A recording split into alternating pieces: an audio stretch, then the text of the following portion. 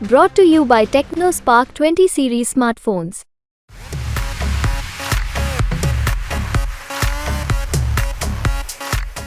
कह रहा है कि हम सरकार बनाने जा रहे हैं, भाजपा बेवजह 400 पार का नारा दे रही है, क्या कहेंगे? देखिए, विपक्ष में कोई दल ऐसा नहीं जो 40 के पार जा सके। तो जब 400 के पार बनाम 40 पार की लड़ाई है, तो स्वाभाविक तौर पर विपक्ष के पास जो है स्वप्न देखने के अलावा उसके पास और कोई मार्ग नहीं है। वो सिर्फ जो है उनकी स्थिति ये है कि दर्प भरते हैं हर बार, लेकिन हर बार उनको जो है उनके अहंकार का सर्प काट लेता है और वो धराशायी हो जाते हैं। प्रहार करने का कुकर्म कर रहे हैं विपक्ष के लोग। तृणमूल कांग्रेस की चाहे ममता बनर्जी हो, चाहे श्रीमान राहुल गांधी हो, चाहे अखिलेश यादव हो, आदरणीय संविधान निर्माताओं ने डॉक्टर राजेंद्र प्रसाद, डॉक्टर बाबा साहब आम्बेडकर, पंडित जवाहरलाल नेहरू, इन सब ने ये तय किया था कि धर्म के आधार पर इस देश में आरक्षण नहीं होगा। यूपी समेत 8 राज्यों के कुल 58 सीटों पर आज छठे चरण का मतदान चल रहा है। इस समय हम सुल्तानपुर लोकसभा क्षेत्र के पीपी कमेचा ब्लॉक में मौजूद हैं और ये बनभुकार पोलिंग स्टेशन है। चूँकि ये पोलिंग स्टेशन इसलिए भी महत्वपूर्ण है कि ये भाजपा के राष्ट्रीय प्रवक्ता प्रेम शंकर शुक्ला का पैतृक गांव है और प्रेम शुक्ला जी अभी मतदान करके अंदर से निकले हैं। आइए हम इनसे बात करते हैं कि किस तरह से क्या लग रहा है इनको, आगे चुनाव चल रहा है उसमें क्या नज़र आ रहा है। सबसे पहले तो आज तक में आपका स्वागत है। धन्यवाद। ये बताइए कि जैसे अभी 8 राज्यों में चुनाव चल रहा है, 58 सीटों पे, क्या लग रहा है? नहीं, साफ तौर पर दिखाई दे रहा है कि 5 चरणों के मतदान के बाद ही भारतीय जनता पार्टी के जीत की जो सीटों की संख्या थी वो 310 पार कर गई थी। आज जिन 58 सीटों पर मतदान है, स्वाभाविक तौर पर इसमें से भी अधिकांश सीटों पर आदरणीय नरेंद्र मोदी जी के नेतृत्व में राष्ट्रीय जनतांत्रिक गठबंधन को ही सफलता मिलेगी।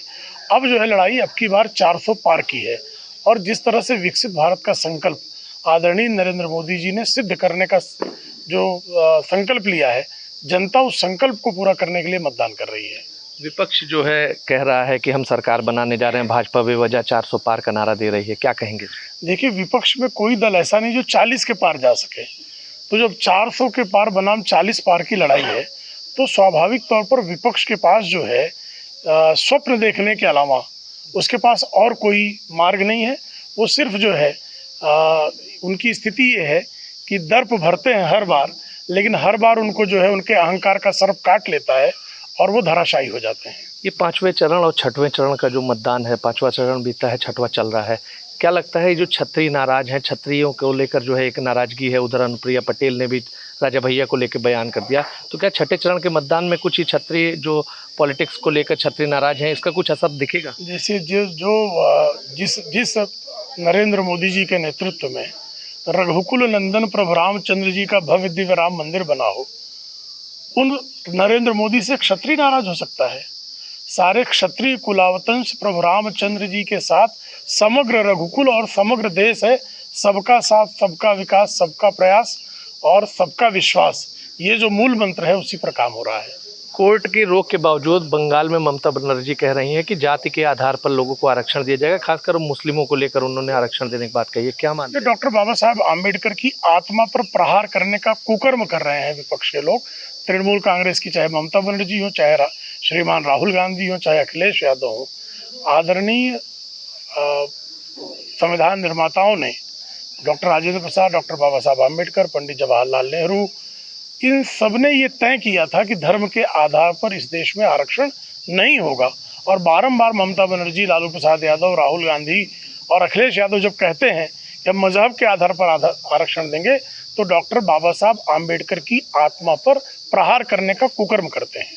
आप जिस लोकसभा क्षेत्र में आज खड़े हैं, ये जो आपका घर है, ये मेनका गांधी का क्षेत्र है, क्या लग रहा है कितनी मार्जिन से इस बार वो जीतेंगे? प्रचंड वोटों जीतेगी, कम से कम 2 लाख की मार्जिन रहेगी, कम से कम 2 लाख की मार्जिन। ये थे हमारे साथ भारतीय जनता पार्टी के राष्ट्रीय प्रवक्ता प्रेम शंकर शुक्ला जी, जिन्होंने दावा किया है कि हर जगह नरेंद्र मोदी की सरकार बन रही है और सुल्तानपुर में मेनका गांधी 2 लाख वोटों के अंतर से प्रचंड बहुमत से जीतेंगी और सांसद बनेंगी।